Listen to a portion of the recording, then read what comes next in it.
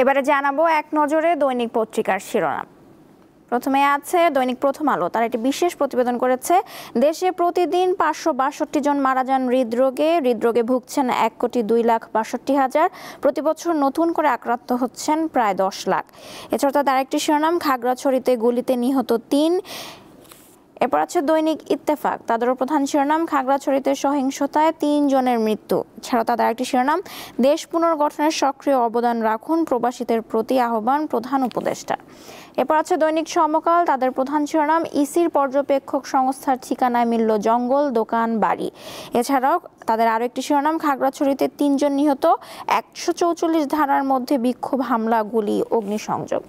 তারপর আছে দৈনিক বণিক বার্তা, তাদের একটি বিশেষ শিরোনাম, শিল্পকর্ম লুট নিয়ে 1 বছরে হয়নি কোনো সমাধান।